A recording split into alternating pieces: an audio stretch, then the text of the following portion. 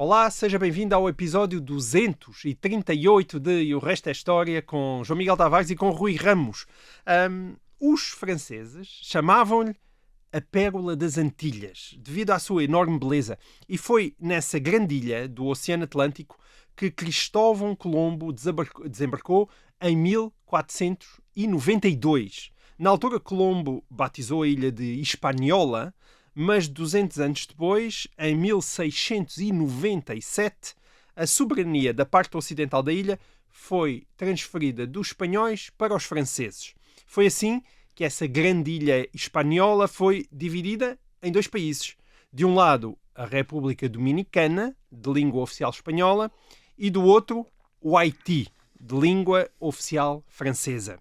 Ora, é precisamente do Haiti que nós vamos falar nesta edição de O Resto é História, já que estamos em plena celebração dos 220 anos da sua independência, alcançada a 1 de janeiro de 1804, no século XIX, que o Rui Ramos aprecia tanto. E o que é que tem a independência do Haiti de especial?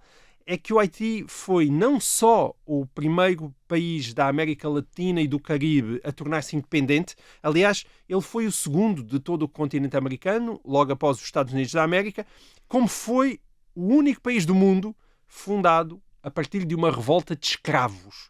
A história do Haiti não tem sido propriamente muito gloriosa ao longo destes 220 anos. É um dos países mais pobres do mundo e sempre teve um nível muito alto de violência política. Desde 1804 já se contam 32 golpes de Estado, mas a verdade é que a singularidade desta sua fundação merece uma boa conversa. Por onde é que tu queres começar, Rui? Pelo Cristóvão Colombo ou pelos índios que chegaram à ilha espanhola há 7.000 anos? Eles estavam já lá há 7.000 anos. Nós não vamos falar muito dos índios Taíno. Índios Taíno. Mas eles são importantes nesta história. Porque quando a colónia francesa de Saint-Domingue, que era o nome que a parte ocidental da ilha espanhola tinha antes de se tornar o Haiti, quando esta colónia francesa de Saint-Domingue se tornou uma república independente, em 1804, os índios já estavam quase extintos, praticamente, mas a nova república foi buscar um nome que os índios davam à ilha da Hispaniola antes de Colombo, que era Haiti. Haiti era o nome da ilha, queria dizer a terra das grandes montanhas. Muito bem. Portanto, a ilha chamava-se a terra das grandes montanhas. Já não havia índios originais, mas ficou o nome. Mas havia essa memória, que foi-se buscar o nome de Haiti. Eu, antes de entrar aqui na história do Haiti, também vou chamar a atenção para dois livros, para quem também queira depois ler mais. Logo à cabeça. Por um lado, um clássico, é um livro de 1938, mas que está disponível. São livros em inglês, portanto estão disponíveis. Estão escutados. Um clássico de 1938 que chama-se The Black Jacobins, ou The Black Jacobins, querem manter a pronúncia francesa, portanto os jacobinos negros, The Black Jacobins, de um escritor da Trinidade, C.L. James, que é um marxista anti-stalinista. O livro é bastante marxista, mas é extraordinariamente interessante, porque ele obviamente é um autor que vinha das Caraíbas, portanto, do Caribe, de Trinidade, e portanto conhece aquele tipo de sociedade e interessou-se pela história do Haiti, fez investigação nos arquivos franceses. Portanto, ele não era um historiador profissional, era um jornalista, mas foi fazer investigação nos arquivos e em 1938 publicou aliás, ele interessou-se porque quis escrever uma peça de teatro sobre o Toussaint Louverture, andou a fazer investigação e depois acabou por escrever um livro mesmo. Para quem não sabe quem é o Toussaint Louverture, vai saber já daqui a bocadinho. Não. E o C.L. James faz um livro o livro é extraordinariamente interessante. Quer dizer, o livro é extraordinariamente tem observações muito curiosas, muito ousadas, muito despejadas. Ele não é nada... é muito realista, muito cético, quer dizer, a dizer as coisas, portanto não é um idealista, não está... Sim, ele tem uma admiração pela revolta dos escravos no Haiti, quer chamar a atenção para isso, mas não tem ilusões, não está a ver aquilo através de um prisma cor-de-rosa, e fez bastante investigação. Aquilo está muito bem escrito, lê-se muito bem, e apesar de ser... Bom, e é uma grande história, não é? É uma grande história, e ele conta uma grande história, quer dizer, ele conta uma grande história muito bem contada, e dá muito aquela sociedade, aliás, dá uma imagem dá uma impressão melhor daquilo do que historiadores depois académicos a seguir. Quer dizer, este livro do C.L. James é um livro que está constantemente a ser reeditado, é um clássico. As pessoas leem por ser também uma obra literária, quer dizer, portanto... 1938, 38, The Black Jacobins, C.L. James. Sim. E depois um estudo mais recente, um estudo de 2020, um estudo académico de um historiador de Oxford, o Sudhir Hazare Singh, e que se chama-se, enfim, o nome faz lembrar o nome do primeiro, The Black Spartacus. Portanto, é uma biografia de Toussaint Louverture, e é uma grande investigação. Portanto, é uma grande investigação, extremamente completa, com toda a bibliografia de um professor universitário bastante, que aliás ele é especialista de história francesa do século XIX, de Napoleão, etc. Depois interessou-se pela história do Haiti, e o livro portanto é um livro de 2020, Black Spartacus. O Black Spartacus obviamente é o Toussaint Louverture, e Toussaint Louverture já na época era chamado The Black Spartacus, portanto um Spartacus, o chefe da revolta dos escravos. Portanto, estes dois livros, para quem tenha muito interesse, estão em inglês, para quem tenha muito interesse nesta história, são dois bons pontos de partida. O livro do C.L. James, The Black Jacobins, e o livro do Sudhir Hazare Singh, Black Spartacus. Portanto, são um livro bastante... são livros bastante diferentes. Sim. E, aliás, até, portanto, ler um não substitui o outro. Quer dizer, eu acho que quem lê... Portanto, se não ficarem extraordinariamente esclarecidos com tudo o que o Rui Ramos vai dizer neste programa, têm aqui estas duas oportunidades. Leiam isto. E que são boas leituras. Os dois são boas leituras, sobretudo o do C.L. James, que lê-se incrivelmente bem. O outro do Sudhir Hazare Singh é um bocadinho mais académico, um bocadinho mais pesado, mas também está bem escrito. Bem, mas a história onde é que a gente começa? Onde é que a história deve começar? A história que nos interessa começa em meados do século XVIII. E começa depois daquela guerra dos 7 anos. Porque a gente tem falado aqui com fartura. 1754, 1763, Guerra dos 7 anos, uma guerra tão importante como foram no século XX a Primeira Guerra Mundial ou a Segunda Guerra Mundial para perceber o mundo contemporâneo. E, aliás, é cada vez mais historiadores a chamar a atenção para isso. Esta Guerra dos 7 anos é uma guerra fundamental, quer dizer, isto é, para perceber o mundo contemporâneo. Nós já falamos da Guerra dos 7 anos, só da Guerra dos 7 anos? Não falámos, já falámos da Guerra dos 7 anos. Não pode ser. Ao fim de 238 programas estamos a falhar. Temos de falar da Guerra dos 7 anos. Guerra dos 7 anos. Portanto, em meados do século XVIII, os franceses já estão, desde o século XVII, na metade ocidental da ilha de Hispaniola, chamam-lhe Saint-Domingue, é o nome que dão. Até meados do século XVIII, é uma ocupação sobretudo militar e de donos de plantações de café, portanto, ligados à produção de café, que usam trabalho escravo importado de África. Portanto, Saint-Domingue está a 45 dias de viagem de França, portanto, mês e meio. Portanto, quem sai de Bordeaux, quer dizer, demora 45 dias para chegar a Saint-Domingue, e está a 20 dias da costa leste da América do Norte. Portanto, quem sai de Baltimore ou de Nova Iorque demora mais ou menos 20 dias a chegar a Saint-Domingue. Ora bem, nós temos isto começou inicialmente por uma série de estabelecimentos de piratas franceses. Deixa-me só perguntar-te uma coisa, se calhar as pessoas não perceberam, eu também não expliquei exatamente isso na pergunta, mas se foi descoberta pelo Colombo, a coroa espanhola, está tudo bem. De repente, como é que não, aquilo é ocupado por piratas franceses. Começam a ocupar simplesmente por piratas. Por piratas, não existe na parte uma grande ocidental. Presença espanhola. Não, aliás, isso vamos dizer isso, no fim do século XVIII, aliás, no tempo do Haiti, a parte ocidental, portanto, Saint-Domingue é muito mais povoada, tem muito mais povoação do que a parte espanhola. A parte espanhola tem muito pouca povoação. Ou seja, o que estás a dizer é que a coroa espanhola não se interessou especialmente pela exploração. Porque uma coisa óbvia, a coroa espanhola tem o México, tem o Peru, tem a Cuba, tem a ilha de Cuba que fica perto, fica em frente. Portanto, espanhola não lhe interessa para nada, quer dizer. A França é que só tem aquilo, quer dizer, nas Caraíbas tem Saint-Domingue, também outros, tem Guadalupe também, tem outras coisinhas mais pequenas, quer dizer, mas essa é a grande colónia francesa, quer dizer, portanto há ali um interesse muito grande. E uma colónia, de qualquer forma, que não nasce por iniciativa propriamente de um Estado francês. São piratas que começam a instalar-se, aproveitando o facto precisamente dos espanhóis não terem de ocupar. Portanto, começam a ocupar aquilo que é a parte ocidental da ilha, que é uma espécie tem um formato de ferradura. Portanto, tem um formato de ferradura, são duas penínsulas que saem da terra, portanto, a parte norte, e depois, enfim, mas vamos explicar um bocadinho mais da geografia a seguir. Certo. Mas portanto, nós temos os piratas, depois dos piratas vêm uns plantadores de café, portanto, aliás, até um bocado incentivados pelo governo francês, para ver se aquilo tem ali algum rendimento. Mas é a partir da Guerra dos 7 Anos que as coisas começam a mudar. A partir da Guerra dos 7 Anos há uma grande explosão do comércio europeu no mundo e há uma grande explosão do consumo de produtos exóticos como o açúcar ou o café na Europa. E Saint-Domingue desenvolve uma grande indústria de cana-de-açúcar, de plantação de cana-de-açúcar e de produção de açúcar. As plantações de cana-de-açúcar são, aliás, de repente tornam-se muito maiores que as plantações de café em Saint-Domingue. Aliás, são verdadeiras, cada uma destas plantações são pequenas unidades industriais, porque têm mesmo, portanto, equipamentos, quer dizer, os proprietários são empresários, verdadeiramente empresários franceses, que aliás até nem vivem em Saint-Domingue, vivem em França e têm estas indústrias em Saint-Domingue, que têm capitais de investimentos para começar, são geralmente, obviamente, brancos europeus, e com isto Saint-Domingue conhece uma enorme prosperidade na segunda metade do século XVIII. Calcula-se que produzisse 1/4 do açúcar consumido na Europa é produzido em Saint-Domingue.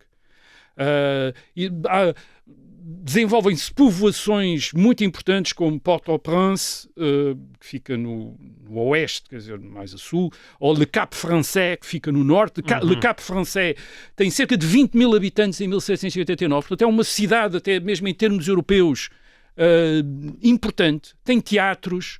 Por exemplo, o teatro de Le Cap Français, tem um teatro com capacidade para 1.500 espectadores. Quer dizer, tem companhias de teatro, tem jornais, tem academias científicas, tem lojas maçónicas, quer dizer, tem tudo aquilo que uma cidade europeia tem. Os donos das plantações de açúcar e de café, nós temos pinturas deles, eles fazem-se pintar em retratos, portanto, todos vestidos à última moda de Paris, quer dizer, há uma grande prosperidade, e a sociedade de Saint-Domingue torna-se uma sociedade muito complexa, e isso é muito importante para perceber o que se passa em Saint-Domingue a partir de 1789. Portanto, todos os anos chegam... Só mais uma coisa, desculpa continuar a insistir naquele tema, mas isso significa que depois da Guerra dos 7 Anos há um reconhecimento oficial que aquela parte do território não, já havia. França. Não, antes, não, isso ainda acontece no fim do século XVII, XVIII, a coroa espanhola cede aquela parte à coroa francesa. Ou seja, daí a Espanha também não andar a ambicionar de repente um território que já está em frente de desenvolvimento. Está de franceses e completamente francês. Mas vamos ver, na Espanha ambiciona, já vamos ver, toda a gente ambiciona Saint-Domingue, porque isto é a colónia é uma das colónias europeias mais importantes do mundo, quer dizer. É uma colónia que, aliás, o rendimento de Saint-Domingue, nós falámos aqui a propósito da independência dos Estados Unidos, precisamente, Saint-Domingue provavelmente valia mais do que as colónias todas que vão formar os Estados Unidos no fim do século XVIII. Isto é, Saint-Domingue aquilo é uma grande indústria que ali está montada, quer dizer, e agora vejam estes números, todos os anos chegam, portanto, imensos europeus. Por volta de 1789 há cerca de 40 mil europeus estabelecidos em Saint-Domingue. Nem todos eles são donos de plantações, portanto muitos deles trabalham como lojistas, alfaiates, sapateiros, marinheiros, quer dizer, há gente para tudo. Têm escravos. Há 400 mil escravos a trabalhar em Saint-Domingue, em 1789. A maior parte, em qualquer momento, não são naturais da ilha. A mortalidade é muito grande em Saint-Domingue. Epidemias de febre amarela, etc. Aliás, morrem também os brancos e morrem também muitos escravos. As condições de trabalho nas plantações de cana-de-açúcar são bastante duras. Calcula-se que na maior parte das plantações, em todos os momentos, 1/4 a 1/3 dos escravos está nas enfermarias, portanto, está doente nas enfermarias. Portanto, isto dá a ideia de ter 1/4, 1/3 da força de trabalho nas enfermarias doente é uma coisa tremenda. O que quer dizer que Saint-Domingue está constantemente a importar escravos, para substituir aqueles que vão morrendo. Quer dizer, portanto, isto é muito importante para perceber o que é que se vai passar a seguir. Unidos, é exatamente. Isso é muito importante. Isto é muito importante. Portanto, em qualquer momento, em Saint-Domingue, os historiadores calculam que mais de metade dos escravos, em qualquer momento, não nasceram na ilha. Chegaram recentemente a Saint-Domingue. Portanto, isto é o contrário daquilo que acontece na América do Norte, nos Estados Unidos, em que, basicamente, as grandes populações de escravos que os Estados Unidos têm no século XIX são criadas nos Estados Unidos. Já não são importados. Eles já têm uma pequena base. Inicialmente importada no fim do século, no século XVIII da África, mas depois nascem nos Estados Unidos. Reproduzem-se nos Estados Unidos. Aliás, há nos Estados Unidos uma parte das grandes plantações, o principal negócio é precisamente a criação de escravos e não o algodão, a coisa assim, é a criação de escravos para vender. Portanto, eles criam escravos para vender. Em Saint-Domingue não temos nada disso. Em Saint-Domingue, constantemente, estes 400 mil escravos estão constantemente a ser substituídos por novos escravos a serem interpretados. Obviamente, nem todos os escravos trabalham nos campos.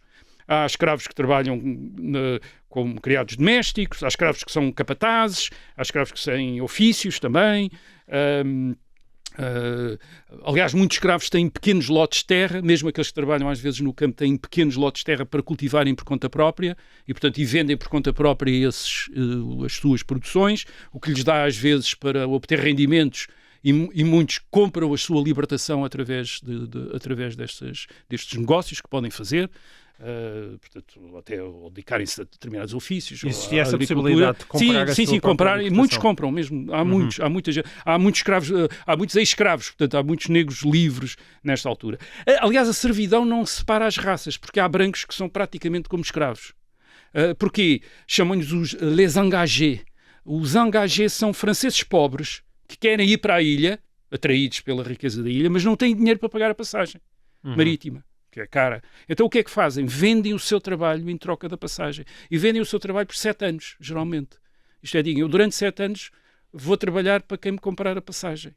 E essa pessoa, e portanto há gente que compra passagens a estes indivíduos e depois os vende aos proprietários das plantações como se fossem escravos. Isto é, durante 7 anos. Portanto, eles têm de trabalhar durante 7 anos junto com os outros escravos africanos. Quer dizer, portanto, estes engagés são franceses pobres. Às vezes aparecem nas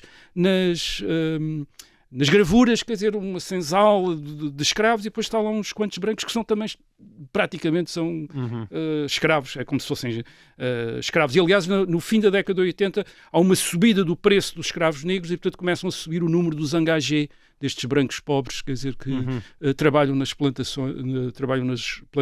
Por outro lado, há também mulatos e negros livres que são grandes donos de escravos. Portanto, nem todos os donos de escravos não são todos brancos. Pelo contrário. Uma grande parte, 1/4 dos escravos é propriedade daquilo que é chamada agentes livres de cor. Portanto, ou mulatos, portanto, filhos de brancos e de negros, ou de negros livres. Aliás, a grande prosperidade de Saint-Domingue, a partir de 1760, cria precisamente uma camada muito próspera destes mulatos. Eu estou a dizer mulato porque é a palavra que se usava na altura para designar este mestiço. Negros livres. Estes negros livres vêm precisamente destes escravos que trabalharam e conseguiram, ou que foram libertados pelos seus senhores por serviços prestados ou coisa assim. Eles são cerca de 40 mil, portanto, tantos como os europeus em Saint-Domingue. Portanto, há estes mulatos e negros livres, esta gente livre de cor que forma esta outra camada. Muitos deles são muito prósperos, são muito ricos, têm os filhos geralmente a estudar em França, portanto põem os filhos a estudar em França. Eles sentem-se os verdadeiros nativos de Saint-Domingue. Isto é, porque acham que, portanto, a maior parte dos escravos negros vieram da África, os brancos vieram da Europa, e eles foram aqueles que nasceram, estes mulatos foram aqueles que nasceram em Saint-Domingue. E a ideia deles, eles têm também intervenção política, a ideia deles é que a separação em Saint-Domingue deve ser baseada na propriedade, deve haver uma divisão social e não baseada na cor da pele. Portanto, isso é aquilo que eles estão constantemente a defender neste fim do século XVIII. Sim, e tu estavas a traçar um quadro de uma certa complexidade social em que a cor da pele não era propriamente brancos senhores e negros escravos. Não era tudo As isso. coisas estavam misturadas. A sociedade é muito mais complexa, obviamente a maior parte dos negros são escravos, Claro. 400 mil, mas é uma sociedade complexa e essa complexidade social reflete-se na geografia económica de Saint-Domingue. Ao norte, o norte de Saint-Domingue, que é à volta da povoação da cidade de Le Cap Français. Esse norte que é a parte mais importante é a chamada Grande Planície do Norte, onde predominam as grandes plantações de açúcar. Essas grandes plantações de açúcar são, a maior parte delas, propriedades de franceses brancos. Uma parte deles nem sequer está em Saint-Domingue, vive em França. E depois há a parte da ilha chamada o Oeste, que é o centro, chama-se o Oeste, que é à volta de Port-au-Prince, e o sul, à volta de Les Cayes, quer dizer, que é o sul, quer dizer, que é a península do sul, que é uma zona muito mais montanhosa e onde predominam as plantações de café. E essas plantações, na maior parte delas, são propriedades de mulatos e de negros livres. Portanto, há esta divisão social. Isto é, o Saint-Domingue não é igual. Também, digamos que a própria paisagem não é igual. Quer dizer, a sociedade é muito complexa e a paisagem económica também é complexa. E depois há outra coisa a ter presente. Saint-Domingue tinha cerca de 25, tem o Haiti, 27 mil km², portanto é mais ou menos do tamanho do Alentejo, digamos assim, mas tem é muito montanhosa, portanto tem montanhas de 2.600 metros, enfim, muito mais altas que a nossa Serra da Estrela, que não chega aos 2.000 metros. Portanto, o terreno é montanhoso e, portanto, é um terreno de montanhas, com vales de rios, e esses vales são precisamente o que torna aquilo muito interessante para o plantio da cana-de-açúcar, que precisa de bastante água, e depois tem umas planícies costeiras. A circulação por terra não é nada fácil, portanto, isto é uma colónia dividida por montanhas, por rios. Só 1/3 do território é que está ocupado por plantações. Sim, mas só um terço. Ainda é muito. É muito, mas só um terço. Quer dizer, portanto, isto quer dizer que há imensas montanhas, florestas. O mar, aliás, é a grande via de comunicação.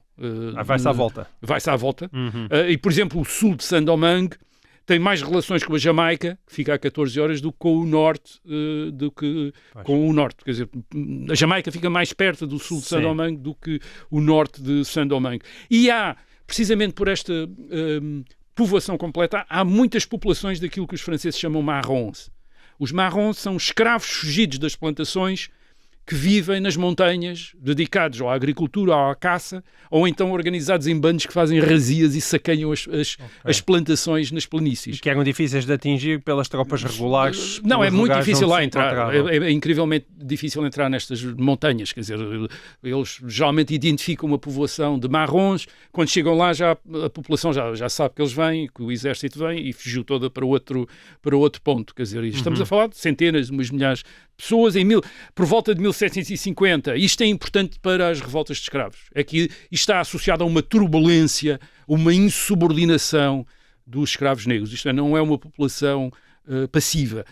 Na década de 1750 aparece vamos chamar-lhe um feiticeiro de voodoo chamado Macandal, que organizou estes marrons num grande bando que começou a atacar as plantações e que desenvolve um plano político. O plano político é matar todos os brancos com veneno, num determinado momento.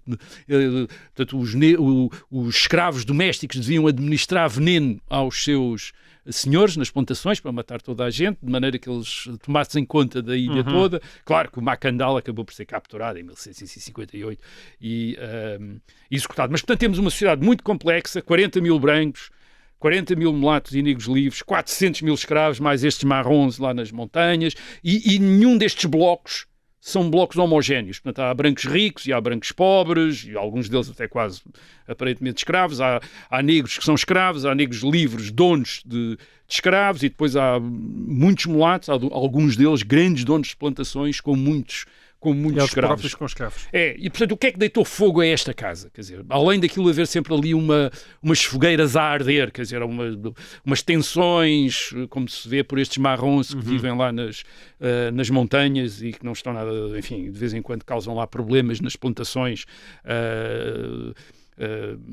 das planícies.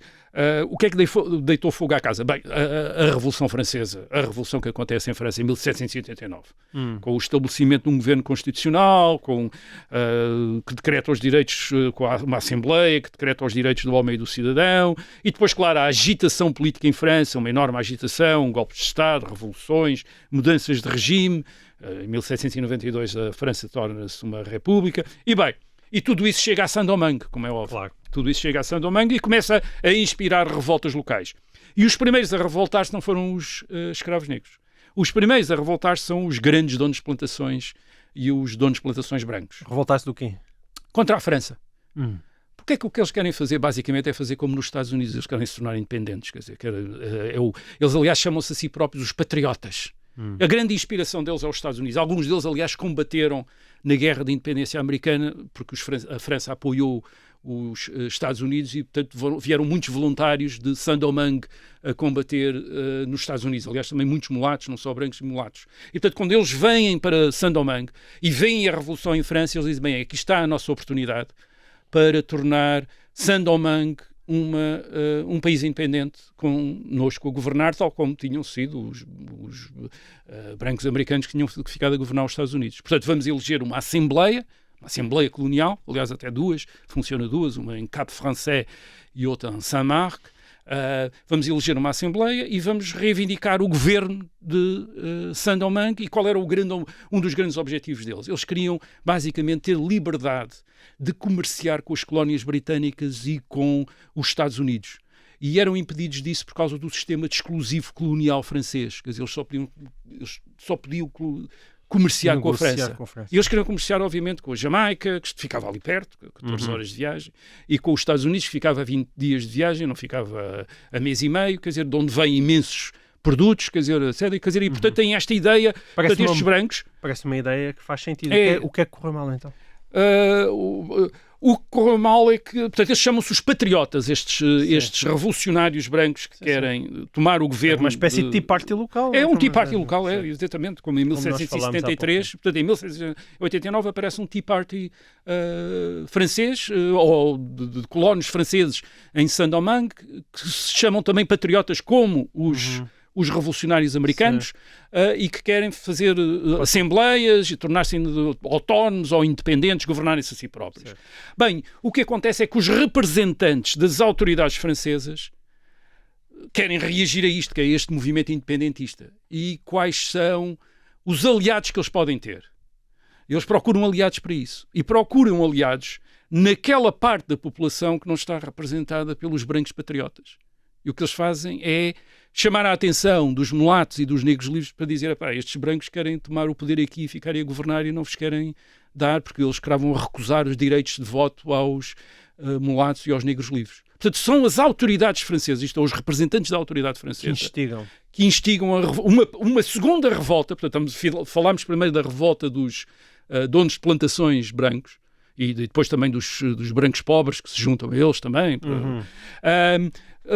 E depois há uma segunda revolta, a partir sobretudo de 1790, que é a revolta dos mulatos e dos negros livres, e que é uma revolta instigada pelas autoridades francesas. Autoridades francesas, representantes da autoridade francesa que estão ainda em 1790 do lado do rei contra as assembleias mais democráticas, e que, portanto, são realistas, isto é, estão do lado do rei, o que quer dizer que os mulatos e os negros livres se vão levantar em nome do rei, isto é, e vão ser acusados pelos brancos de serem contra-revolucionários.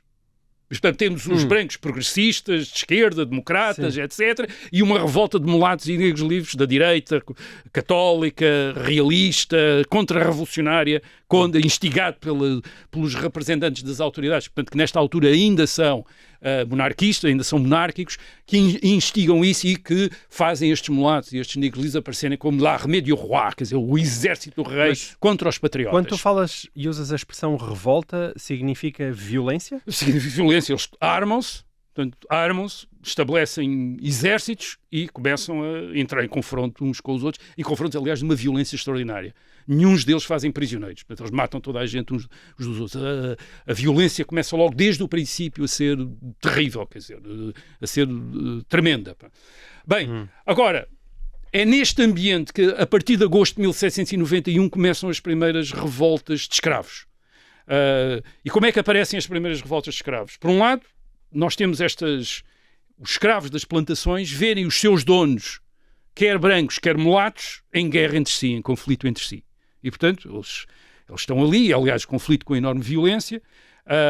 Eles são empregados na violência, isto é, muitos destes exércitos dos patriotas e dos contra-revolucionários, uma grande parte dos soldados são escravos negros, quer dizer, isto é, quer os brancos, quer os mulatos, aquilo que utilizam como tropa para combater são os seus escravos, quer dizer, armam os seus escravos e metem-nos no terreno para combater. Portanto, certo. De repente temos estes escravos, muitos escravos armados, quer dizer, e que começam a pensar, bem, se toda esta gente está a revoltar, porque é que nós também não nos... não aproveitamos. Mas, por outro lado, eles também são instigados. E são, mais uma vez, instigados pelos representantes da França, isto é, pelos representantes do governo francês, contra os patriotas, e pelos mulatos também contra os patriotas. E, portanto, eles instigam revoltas de escravos em agosto de 1791. As primeiras acontecem no norte, à volta de Le Cap Français, portanto, na grande planície do norte, e as revoltas de escravos são instigadas pelos próprios representantes do governo francês e pelos mulatos para enfraquecer os donos brancos das plantações. E, portanto, também temos esta paisagem que é os primeiros bandos de escravos armados revoltam-se em nome do rei. Em nome do rei. E a partir de 1792, quando a França se torna uma república, estes exércitos negros armados chamam-se a si próprios os exércitos do rei e do catolicismo, que são exércitos católicos e exércitos do rei contra os republicanos brancos e ateus. Quer dizer, isto é, contra os brancos que são republicanos e que são ateus. Eles são o exército do rei e o exército católico. Aliás, os patriotas dizem isso, portanto, os padres são os padres que estão a organizar os negros para se revoltar, os padres católicos. Eles, ao princípio, estes exércitos... eles não têm o grande objetivo da emancipação, isto é, do combate à escravatura. A maior parte daquilo que eles pedem às vezes é a emancipação para eles, os escravos revoltados, mas não necessariamente para todos os escravos. Isto é no norte. No sul mandam os mulatos e os seus chefes militares. O mais famoso é o Rigaud, que tinha combatido como voluntário francês na Guerra de Independência dos Estados Unidos. E, por exemplo, no sul o que acontece, na primavera de 1792, os patriotas, portanto, esses brancos, estão em Port-au-Prince e estão cercados por um exército monárquico de mulatos e de escravos negros, apoiados pelas autoridades contra-revolucionárias para sufocar a revolução em Saint-Domingue. E depois temos de entrar ainda em linha de conta com a diplomacia internacional.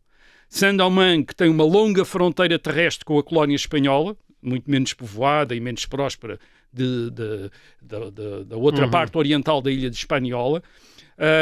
E uma coisa que fazem as autoridades espanholas em Hispaniola é, entre 1791 e 1793, começam a instigar também a apoiar eles as revoltas de escravos em Saint-Domingue, para separar Saint-Domingue da França. E, portanto, são as autoridades espanholas que fornecem as armas, as munições aos exércitos negros, que combatem ambicionando, portanto, a parte que hoje é a República Dominicana ficar também na posse do que hoje é o Haiti. Do que hoje, exatamente, a parte espanhola ficar com a parte francesa. Isto é um clássico dos europeus fora da Europa.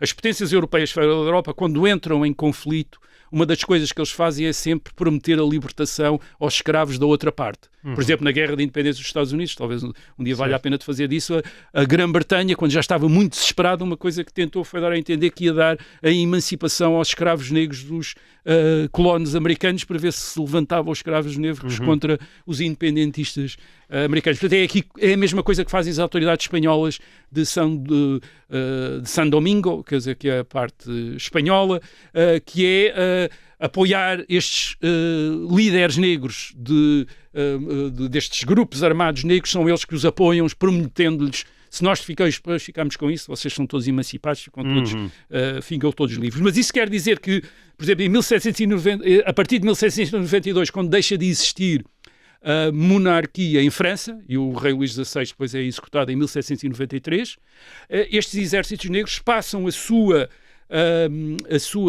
fidelidade para o rei de Espanha e tornam-se, portanto, exércitos do rei de Espanha para combater a França republicana em Saint-Domingue. Portanto, os dois primeiros líderes de escravos revoltados no norte são o Jean-François Papillon e o Georges Biassou.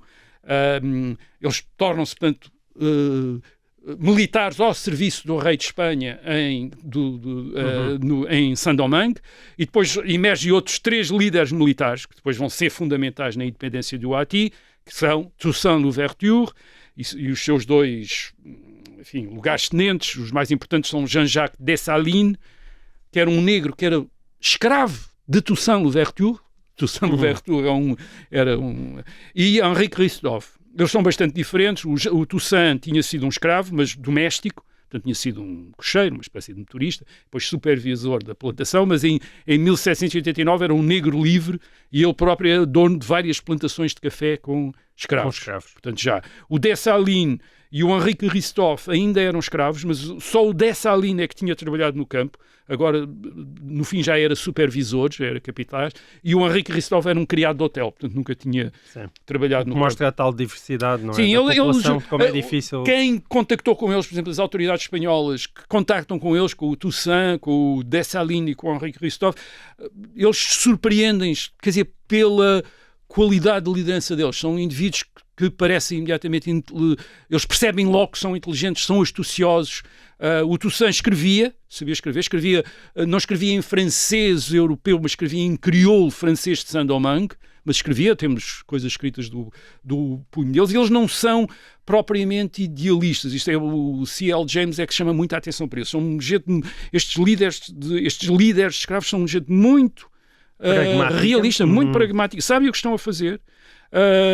Aliás, e sabem negócios. Portanto, o Sudir Azerecin, no seu livro, nota que os dois líderes da revolta de escravos, os 2 principais líderes, que é o Jean-François e o Biassou, passam o tempo da revolta de escravos a fazer o quê? A comprar e a vender escravos. Aliás, eles são acusados pelo Toussaint de aproveitar, mandam os seus soldados para a frente de combate e depois capturam as famílias dos soldados e vendem-nas aos espanhóis como escravos. Quer dizer, portanto, enfim, podia ser, talvez, é provável que fosse uma acusação injusta, mas fazia sentido. Quer dizer, eles continuam a fazer...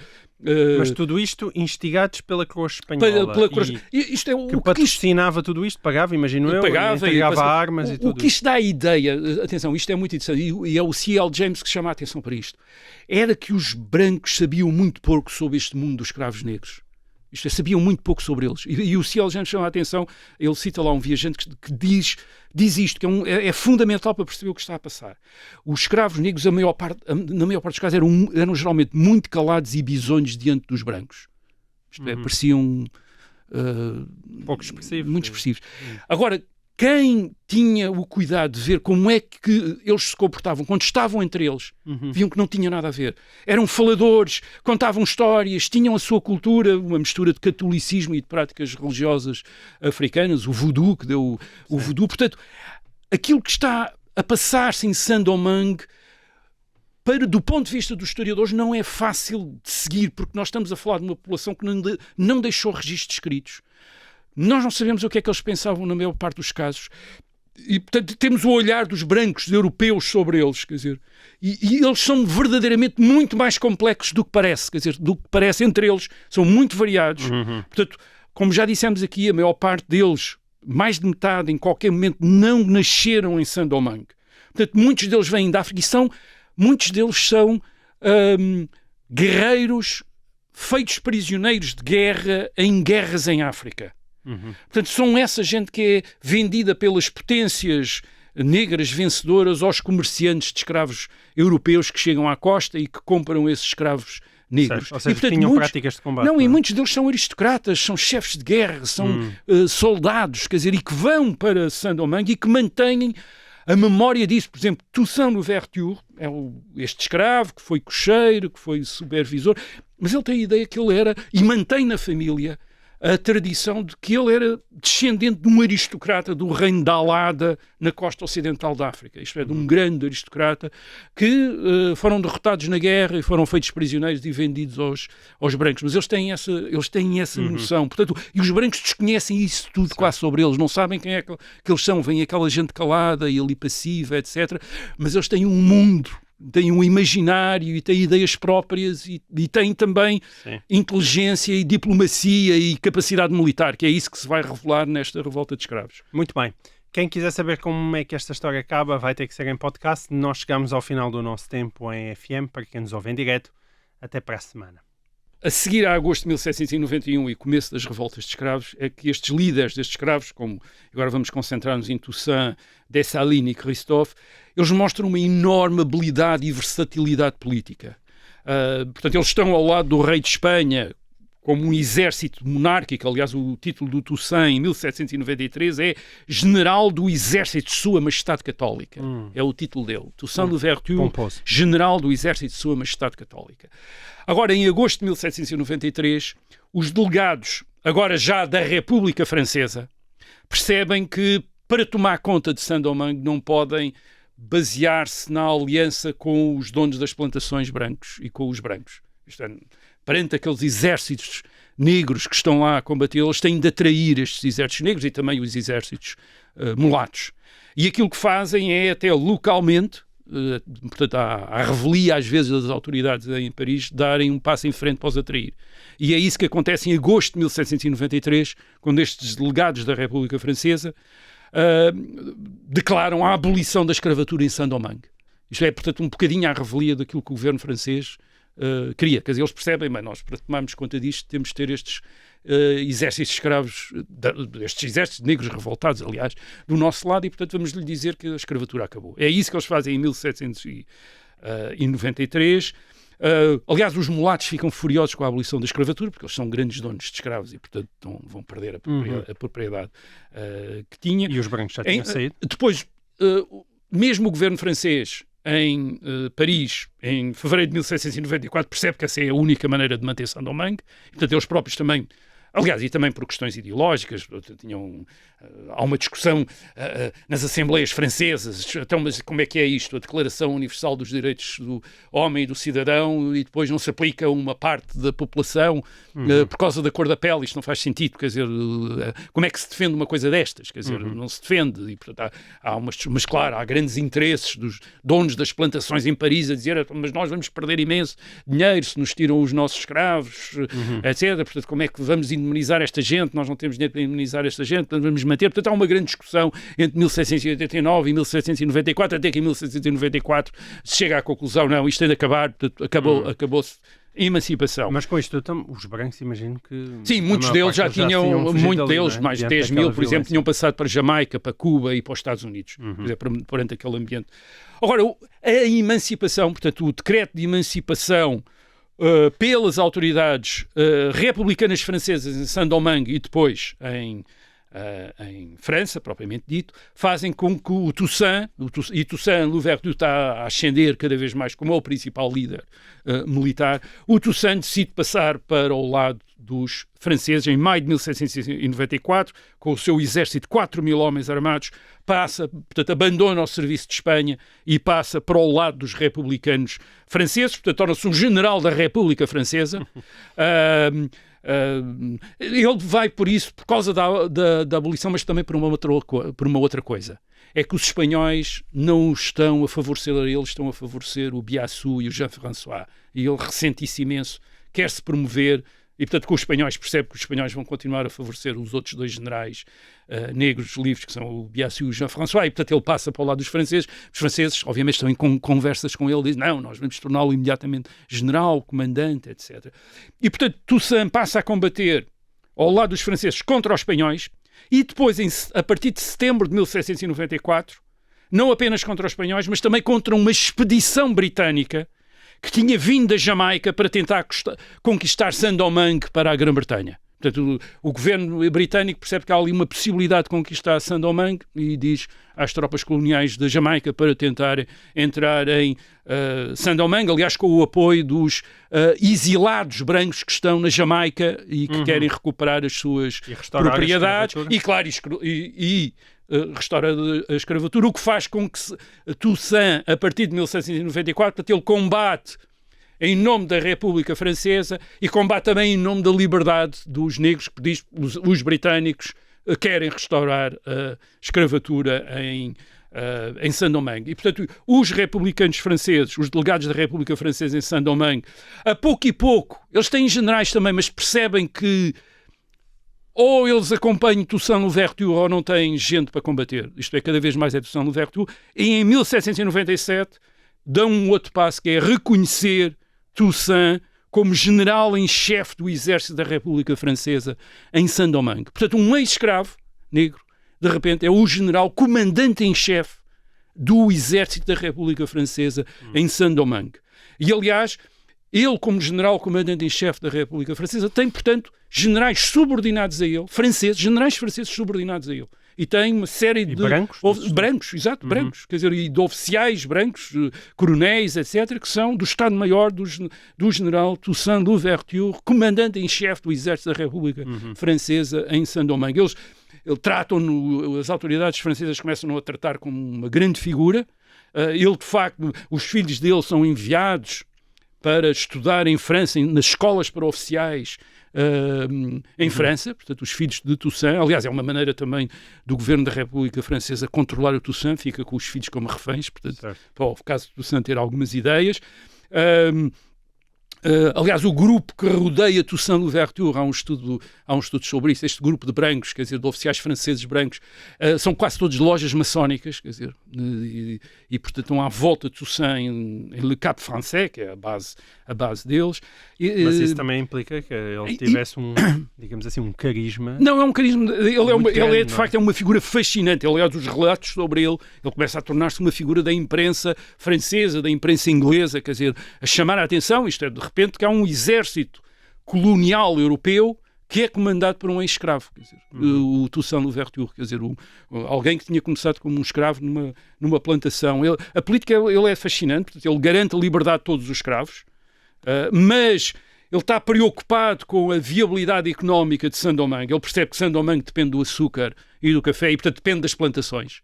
E portanto, tenta fazer voltar os ex-escravos a trabalhar nas plantações como assalariados, mas um bocado forçados a trabalhar nas plantações, que é para, digamos, voltar a alimentar o comércio de exportações de Saint-Domingue, que entretanto tinha ficado nestas guerras, com destruições de plantações, destruições de engenhos de açúcar, etc., de gente a fugir, portanto, enfim, as exportações tinham caído. As guerras não fazem bem ao comércio. Portanto, o Toussaint tem esta ideia, portanto, ele começa a uma política que é trazer outra vez os antigos escravos como assalariados para as plantações. E, por outro lado, tenta atrair de novo para Saint-Domingue os brancos donos de plantações. Isto é, contactá-los na Jamaica, nos Estados Unidos, dizer voltem outra vez para a frente das plantações. Agora já não têm escravos, mas têm assalariados. Voltem a ver. Porquê? Porque eles trazem investimentos, trazem contactos comerciais e, de facto, no fim do século XVIII, mais de metade das plantações de açúcar no norte estão outra vez nas mãos, portanto, sobre Toussaint Louverture, estão outra vez nas mãos dos proprietários brancos. O Toussaint, ou seja, de facto, voltaram mesmo. É o que tu voltaram mesmo, ele trouxe-os mesmo. Portanto, ele é uma personagem misteriosa, fascinante, quer dizer, todos os brancos que contactam com ele, mesmo os inimigos o acham carismático, inteligente, astucioso. Ele adapta rapidamente a linguagem do republicanismo francês, da cidadania, da liberdade, para justificar a recusa de qualquer regresso à escravatura. Portanto, tem uma linguagem, digamos, democrática em termos europeus. Também o tal... nós sabemos também... O Black Jacobin? Sim, o Black Jacobin. Jacobin negro. Desde 1796 ele lê a imprensa francesa, portanto, com muito cuidado, mas tem noção também das necessidades económicas, portanto, não é um idealista, portanto ele prevê leis para forçar os antigos escravos a trabalhar nas plantações de açúcar e de café. Porquê? Também por outra razão, é que ele entretanto tornou-se um grande proprietário de plantações, é talvez até o homem mais rico de Saint-Domingue no fim do século XVIII. Aliás, à volta dele emprega imensos parentes da família dele à volta. Portanto, ele claro, é fiel à República Francesa, mas ao mesmo tempo mantém-se de contactos secretos com a Grã-Bretanha. Ele, em 1798, estabelece uma espécie de pacto com os britânicos da Jamaica, para os britânicos da Jamaica lhe fornecerem armas e munições, portanto, à revelia dos franceses. Ele também faz acordos com os Estados Unidos para exportar açúcar e café, portanto, os franceses não gostam absolutamente nada disto. E ele, portanto, a base de poder dele até 1799 é, sobretudo, o norte de Saint-Domingue, portanto, o Le Cap Français, porque no sul dominam os mulatos e dominam o chefe militar mulato, que é o Rigaud, portanto, que é o que domina o sul, e em 1799 o Toussaint Louverture decide tomar conta de Saint-Domingue toda e ataca e derrota o chefe militar mulato, o Rigaud, e ocupa, portanto, todo Saint-Domingue. E aquilo corre-lhe tão bem que em 1801 ele tem outra ideia, que é conquistar toda a ilha de Hispaniola. E em 1801 é isso que ele faz, ele passa a controlar toda a ilha espanhola, isto é, Toussaint Louverture ataca a Espanha, quer dizer, e ocupa a parte espanhola da ilha, portanto ele tem o apoio. O que é que ele tem o apoio em 1801? Ele tem o apoio do Exército Negro, com os seus oficiais brancos, quer dizer, com os seus generais e coronéis brancos, tem o apoio dos donos de plantação brancos, que o acham uma maravilha, fantástico, finalmente, é verdade, tem agora de pagar salários, mas tem toda a gente lá a trabalhar. Tem o apoio do clero negro, ele é ultracatólico, é extraordinariamente católico, é um homem extraordinariamente piedoso, tinha sido sempre, quer dizer, tem essa característica, portanto o clero também, a igreja em Saint-Domingue, quer dizer, tem uma apreciação enorme por ele, e tem o apoio também da diplomacia britânica e norte-americana, quer dizer, percebe que este homem é enfim, está ali a combater pela França republicana, mas a verdade é que não é um indivíduo que está disponível para nos entendermos com ele e fazermos negócios com ele, e é nessa altura que a imprensa inglesa e norte-americana. Também já é um exemplo de um líder latino-americano. Sim, a imprensa inglesa, exato, com uma grande capacidade de contactos. E a imprensa inglesa e norte-americana, por exemplo, começam então a falar do Black Spartacus. Toda a gente, isto é a imprensa de Londres, a imprensa de Nova Iorque, começa a chamar a atenção, a dizer aqui estamos um homem. Aliás, há a imprensa britânica que diz este homem é o homem mais notável que existe no mundo. Quer dizer, porque é aquela ideia, um ex-escravo que de repente está a revelar-se um líder político, um líder militar, com grande visão, com grande capacidade de negociação, quer dizer, nada daquilo que estava associado aos estereótipos sobre os negros da África, inferiorizados, menorizados numa grande parte da literatura, e está a ser tudo desfeito por Toussaint Louverture, quer dizer, aqui estamos, grande líder militar, grande chefe, grande diplomata, grande governante, que está ali a construir um novo país na ilha, em toda a ilha. E Toussaint, com este poder que ele está a adquirir, ele vai entrar em choque com alguém, aliás, que é às vezes muito comparado com Toussaint, que é o general Bonaparte. Há mesmo na época quem às vezes diga o general Toussaint Louverture é muito parecido com o general Bonaparte, isto é, dois generais, quer dizer, dois chefes militares que assumem o poder, no caso de Toussaint em Saint-Domingue, no caso de Bonaparte da França. Agora, Bonaparte tem outras ideias que vão contra Toussaint. Bonaparte quer... quando se torna o líder da República Francesa em 1799, como primeiro cônsul, e depois vai ser imperador em 1804, Bonaparte tem um projeto, e um dos projetos que ele tem é restabelecer o Império Colonial Francês. A França praticamente tinha deixado de ter império, quer dizer, porque Saint-Domingue, sob o Toussaint Louverture, já não é bem uma colónia francesa, já é uma colónia completamente autónoma. Quem governa lá... E, portanto, o sistema de poder é o seguinte, há um governador francês, e depois há o comandante em chefe do exército francês em Saint-Domingue. Portanto, o governador francês é um indivíduo lá enviado por França. E o comandante em chefe do exército francês em Saint-Domingue é o Toussaint Louverture. E quem manda é o Toussaint Louverture. Quer dizer, os governadores fazem mais ou menos aquilo que o Toussaint lhes manda. Mas até essa altura ele não tinha procurado a independência? Não, embora houvesse governadores que estavam a incitá-lo a dizer torne-se independente.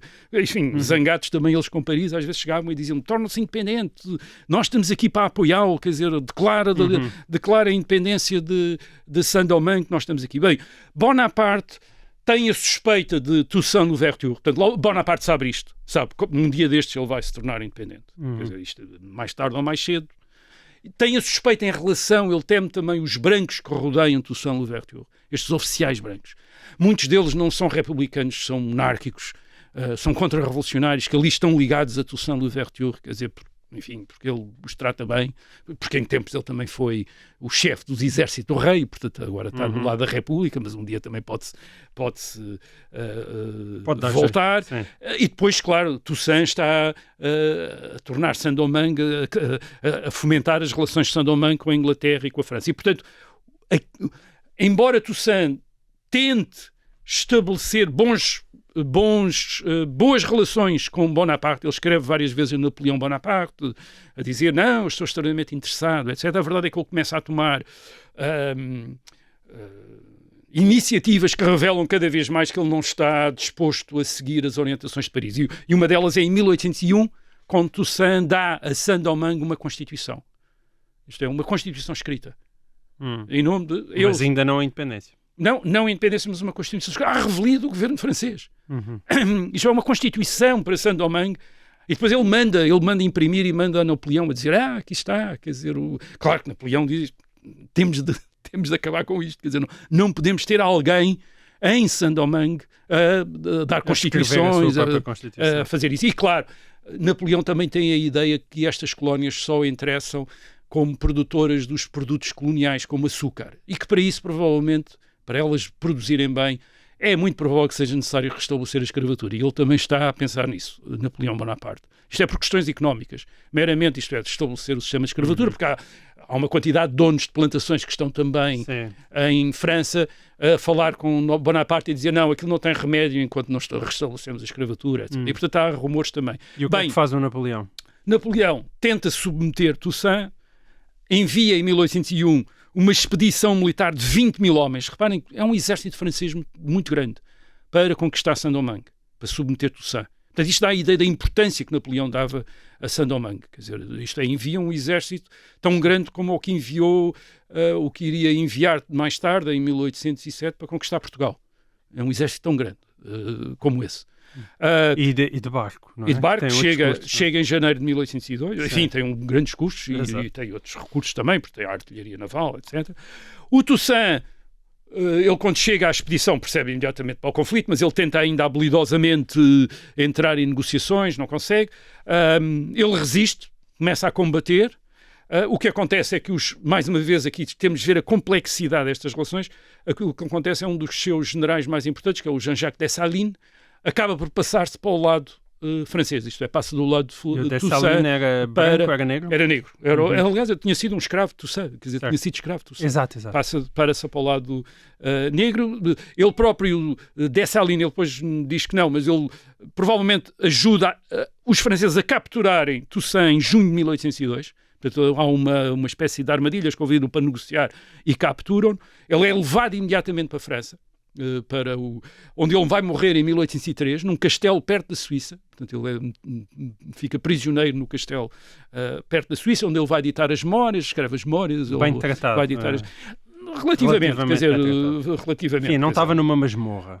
Agora, estes lugares tenentes, como o Jean-Jacques Dessalines, portanto, eles passaram para os franceses, mas quando viram que os franceses não lhes dão aquilo que eles pensavam, mudam de opinião, isto é, já depois do Toussaint estar prisioneiro em França, mudam de opinião e passam a combater os franceses, com os apoios dos britânicos, e junto com os líderes mulatos do Sul, como o Alexandre Pétion, que é uma figura outra depois importante na independência do Haiti.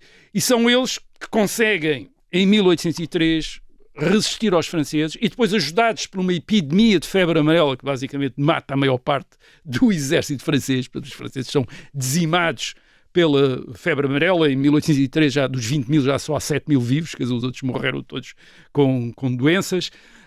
E a expedição francesa acaba por desistir. Quer dizer, os generais franceses acabam por... aliás, o comandante-chefe do exército francês morre também por doença, portanto, e os seus acabam por dizer, bem, isto não tem... Não dá. Em dezembro de 1803, a expedição francesa regressa à França e o Jean-Jacques Dessalines, que então assume o comando do exército negro no norte de Saint-Domingue, proclama uma república que é a República do Haiti, que ele chama a República do Haiti. A 1 de janeiro de 1804. A 1 de janeiro de 1804 e que não começa bem. Não começa bem, porque uma das coisas que o Dessalines faz é organizar um grande massacre de todos os brancos. Portanto, ele diz que todos os brancos em Saint-Domingue são para ser mortos. Obviamente a maior parte já tinha fugido. Mesmo assim, ainda são mortos cerca de 5 mil. Portanto, homens, mulheres, crianças, são todos mortos, portanto, tudo o que são brancos. Curiosamente, o Jean-Jacques Dessalines protege um branco, que é um dos seus antigos donos, que ele protege. Aliás, o próprio Toussaint Louverture já tinha feito isso, quando tinha protegido o gestor da plantação onde ele tinha sido escravo. Aliás, ele paga-lhe, esse gestor da plantação, tinha fugido para os Estados Unidos, onde tinha ficado sem meios, e o Toussaint Louverture, enquanto, portanto, foi vivo, pagou-lhe uma pensão nos Estados Unidos. Portanto, isto é a ideia também da complexidade destas relações, sim, quer dizer, das relações pessoais que se tinham estabelecido entre estas pessoas. Então, o Dessalines manda matar todos. Não, o meu antigo dono não. Esse eu protejo e vai-o proteger, e põe a família dele, deixa sair, protege-o, quer dizer, não lhe acontece nada, porque é uma pessoa que eu considero. Portanto, agora ele faz o mesmo em relação aos antigos escravos negros que tinha feito o Toussaint. Ele tenta-os forçá-los a ir trabalhar outra vez nas plantações, o que não é nada popular, e claro, e entra em choque com os outros líderes de exércitos armados, logo com os mulatos, que estabelecem logo uma espécie de república à parte no sul de Saint-Domingue, portanto com por exemplo, o Alexandre Pétion, e depois entra em conflito também com os outros líderes do exército negro, como Henri Christophe. Ele tenta afirmar o seu poder imitando Bonaparte. Em 1804, o Jean-Jacques Dessalines torna-se o imperador Jacques I do Império do Haiti, portanto torna-se imperador dinástico. Quer dizer, os outros acham graça até certo ponto. Depois acabam por o assassinar. Ele é assassinado em 1807. No norte, à frente dos exércitos negros, é substituído por Henri Christophe, que também tinha sido outro general de Toussaint Louverture. O Henri Christophe também é primeiro presidente, depois acha que é muito mais engraçado ser rei. Em 1801 torna-se rei do Haiti. Faz construir imensos palácios, quer dizer, aliás, um palácio enorme. No sul, o Pétion é presidente da República no sul, portanto isto é Saint-Domingue logo. Aliás, portanto, todos estes líderes militares se assassinam uns aos outros nos anos a seguir à independência. E, portanto, a tal violência política de que eu falei. Porque é que a história... 34 golpes de Estado. Exatamente, porque é que a história é tão complicada depois? Quer dizer, há quem diga que o Haiti, o Haiti ficou pobre porque a França, em 1824, para reconhecer a independência do Haiti, exigiu uma indemnização aos proprietários das plantações dos brancos. E eles tiveram que pagar essa indemnização e depois ficaram pobres por causa disso. Eu não me parece, com todo o respeito, quer dizer, eu acho que a tragédia é mais profunda. A tragédia tem a ver com duas coisas, acho eu. Em primeiro lugar, no tipo de política que se desenvolve no Haiti, assente na violência destes líderes de partidos militares. Depois da experiência das revoltas na década de 1790, quer dizer, a política no Haiti assente nestes chefes militares e nas guerras entre eles, e nas guerras de conquistas entre eles. Portanto, em 1805, outra coisa que o Dessalines faz é invadir outra vez, porque entretanto eles tinham saído da parte espanhola de Hispaniola, outra vez invadir e anexar a parte espanhola da ilha, a parte espanhola da ilha, aliás, que é uma coisa que eles vão tentar até meados do século XIX. Há guerras constantes entre o Haiti e a parte... Aliás, depois a independente República Dominicana, quer dizer, que se quer tornar independente do Haiti e dos seus líderes militares do Haiti. E o que acontece é que o povo do Haiti nunca mais se libertou dos seus libertadores, isto é, destes chefes militares, como o Toussaint, como o Dessalines, como o Henri Christophe. Aliás, neste aspecto, a história não é diferente dos outros Estados latino-americanos do século XIX, também ficaram nas mãos dos caudilhos, dos chefes militares que saíram das guerras da independência contra a Espanha, das décadas de 1810 e de 1820, e a partir de certa altura o poder político, o único poder político que existe nestes Estados é o exército e os seus chefes, isto é, as instituições civis, os tribunais, os parlamentos, eleições, as cidadanias não valem nada, o que interessa é os chefes militares, quer dizer, e o Haiti basicamente é isso, quer dizer, mantém às vezes essas instituições, mas de facto é estes chefes militares que vêm na tradição dos líderes militares que fizeram a independência do Haiti, como aconteceu, aliás, no resto da América Latina, e que se tornam depois estas sucessões de chefes militares, de gangues militares, que tomam conta do poder. E depois há um segundo fator que é igualmente trágico e que está associado ao fim da grande prosperidade de Saint-Domingue no século XVIII. Essa grande prosperidade estava assente em quê? Quer dizer, estava assente no açúcar e no café, nas grandes plantações de açúcar e de café que estavam integradas no comércio mundial. Aliás, quer o Toussaint, quer o Dessalines, quer o Henri Christophe, percebem isso perfeitamente. Por isso é que eles tentam impor o trabalho forçado nas plantações, isto é, trazer os ex-escravos outra vez a trabalhar nas plantações. Os ex-escravos, obviamente, nunca estiveram entusiasmados com isso, porque aquilo é um trabalho duríssimo. Quer dizer, a maior parte deles, coitados, o que eles preferiam era trabalhar em terras deles próprios, de onde eles tiravam os seus alimentos. Sim. Só que isso não era uma receita para desenvolver a economia do Haiti. Quer dizer, isso tirava o Haiti dos grandes circuitos comerciais mundiais e de facto tirou, quer dizer, e, portanto o Haiti nunca mais esteve integrado na economia mundial como tinha estado no século XVIII como a colónia de Saint-Domingue, quer dizer, e portanto nunca mais interessou aos investidores europeus nem aos comerciantes europeus, nunca mais ninguém quis saber, portanto começou-se a tornar um país pobre, com esta enorme população que teve de antigos escravos negros, com estes líderes militares que começaram a dominar esta população e que vão dominar até ao século XX e até hoje. E, portanto, é uma história trágica que começou nas condições da independência e começou também na formação da própria sociedade, desta sociedade, que é uma sociedade assente na economia de plantação e na escravatura e que não teve muitos meios de se reconverter e de tornar-se e de assentar noutra coisa, quer dizer, e, portanto, mas é uma história verdadeiramente fascinante, esta história destes antigos escravos que se tornam estes líderes militares, estes diplomatas, estes chefes de governo, estes reis, estes imperadores, a mandar construir palácios, a serem pintados, a mandarem fazer poemas, a mandarem fazer quadros, a música. O Henri Christophe tem orquestras, uma coisa enorme. Portanto, ele quer ser um rei como os reis europeus, quer dizer, e portanto tem todo... E isto é, de facto...